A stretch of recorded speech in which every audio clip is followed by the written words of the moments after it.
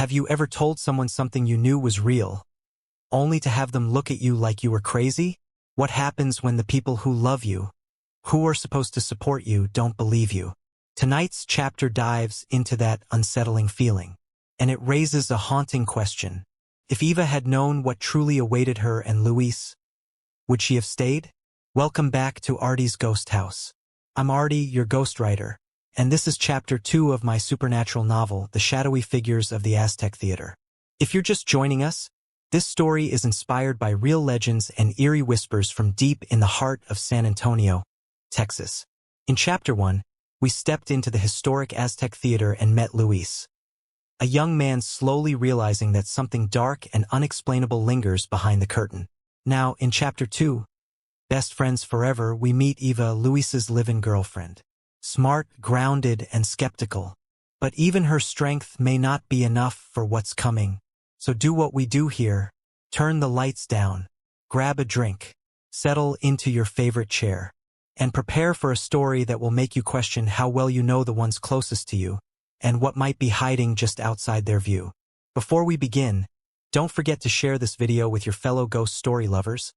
Like it if it gave you chills, and subscribe so you won't miss the next chapter, or the other spine-tingling tales I drop regularly. Now, let's turn the page. Chapter 2. Best Friends Forever. Eva stirred the deep ruby liquid in her martini glass, watching the slow swirl of translucent red light across Fran's face. They sat in a low booth at the bar house's rooftop, a quiet spot overlooking the streets below in a warm early evening. Upbeat music humming softly overhead. Fran reached across the table and patted Eva's hand. "So, Spill," she said gently. "How's it going? Since, you and Luis moved in together." Eva smiled, lifting her glass to her lips. "It's surprisingly amazing, Fran. Better than I expected." She paused, searching for the right words. "Luis is affectionate, like really affectionate. He'll text me during the day just to send a heart emoji or ask how my day is going. When I get home, he's there, smiling, hugging, always cooking dinner. I mean, how often does that happen?" Fran's brown eyes softened. "He sounds like a dream, gentle, caring." She lowered her voice, but left her hand warming Eva's. "But there's something. Is it early, Eva?" "What do you mean?" Eva asked, turning fully toward her friend. Fran knocked gently on the table. "I'm being direct. I'm worried because you moved in together fast. 5 months in, and your places were different." Eva leaned forward. "You're not wrong about that. I had a nice apartment, 2 bedrooms, space, income level that matches the cost. But I wanted him to feel comfortable and not emasculated. He's still finishing school. I make more than him, and I didn't want that dynamic. Me screwing around in my old place, him waiting around.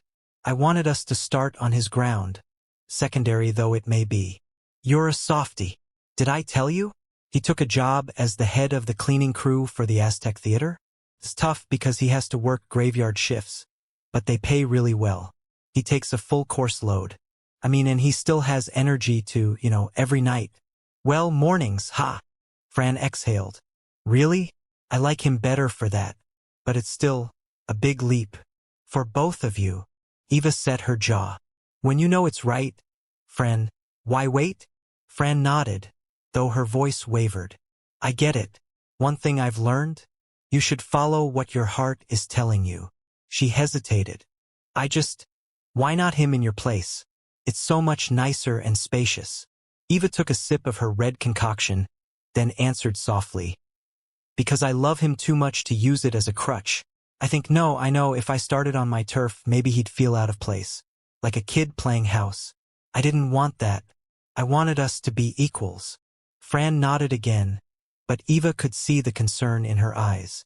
She leaned forward and set a hand over Eva's again. "I'm serious, Eva. I'm not judging." She paused, blinked. "But you've got to look out for yourself. I worry about you." Eva's eyes softened. "It's okay, Fran. You are my best friend. I want to hear what you have to say. I trust you to be honest, even with the hard stuff." Fran hesitated, then took a breath. "Okay, well, you're 35. He's 25. She sounded embarrassed, but pressed on. 10 years, big gap. Especially life experience. Maturity. Eva laughed at the sound of relief. Oh, lady, are you jealous? Bless your heart. Fran flushed bright, her face warming as she laughed. Me? Jealous? I'm like 39 and married to a banker who's less of a talker. But that's not the point. Eva squeezed her friend's hand. Let me finish, be 100% clear.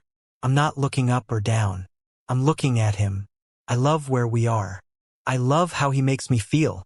Fran interrupted, laughter in her eyes. You mean how he makes you sleep with him? Eva smiled coyly. That too, but more than that. He's attentive, really present. My therapist says I've carried abandonment issues my whole life. Luis gives me reasons not to replay old patterns. Not every day, but enough. Fran nodded slowly, as if she understood new depths. That's good. Really good. Eva leaned over and kissed the top of Fran's cheek. Thanks for telling it straight. Fran wiped a thumb over her bottom lip. Anytime. I've got 2 kids and a banker husband. You've got a drum major for a boyfriend. Dancing in your kitchen. Exactly. Eva laughed. He's the sweetest kid. She watched Fran, still cautious. Are you ever going to tell me I'm making a mistake? Fran grimaced softly. I don't want to. I just want you safe. And happy. I don't mean to sound negative, honestly. I'm proud of you. And I want you to go forward with eyes wide open.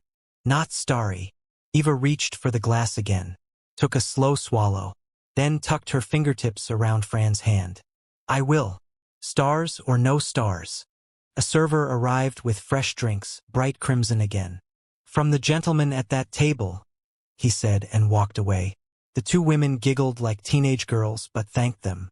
The men started to stand up, but Fran raised her hand as if she was a policewoman stopping traffic in a busy intersection. The men got the hint and sat back down. I don't know how you do that, Eva said. It's easy to keep men in their place. Oh, the food is here. The appetizers didn't last long. The light strings flickered more brightly as the sun kept setting. The music turned louder, pulses slow and rich. Fran examined Eva's face. It was calm, still smiling, hopeful. How's your family, anyway? Eva asked gently. Did I ask you to start therapy too? Fran exhaled hard. My mom, she's stuck in her ways. Still thinks my marriage isn't what she planned. My dad, slow decline. But I'm getting through. Eva gave both shoulders a squeeze. Honestly, I've never met someone more grounded than you. She paused. I think this is good for you too. Friendship over drinks. Honesty before hijinks. Fran looked pensive. Maybe. It's weird. I worry you're too happy. It's okay to be happy, Eva said softly. And I know you're allowed to see the warning signs. Fran leaned back, voice soft. The only line I want you not to cross is rushing into commitment. Marriage, kids. I don't want to see you lose your independence. Eva smiled at the phrase. As if I ever had anything worth losing. But fair. However I fall, Fran, you know me, I stick to it. If Luis becomes my husband, he will know everything. My past, scars, fears. Not perfect, but real. A long moment passed, soft as a prayer. Finally, Fran pushed the food plate away and lit a cigarette. The candle flickered low as they finished their glasses. Eva paid the bill and they walked out into a warm, humid August night, the neon of downtown muted by distant thunder. Summer storms, Fran said. Eva nodded. Like love. Sometimes you need the thunder to clear the air. They hugged on the sidewalk. Be safe, okay? Fran whispered. Eva smiled. Always. There was no way Eva could imagine that only a few months later, her best friend's warning would become so relevant. Thanks for sticking around to the end of Chapter 2. Things are just starting to unravel. And trust me, it only gets darker from here. If ghost stories give you chills, make sure to like the video, share it with someone who loves a good ghost story, and subscribe so you're the first to know when Chapter 3 drops. I appreciate your support. It keeps the story and the spirits alive. Until next time, keep the lights low and your ears open.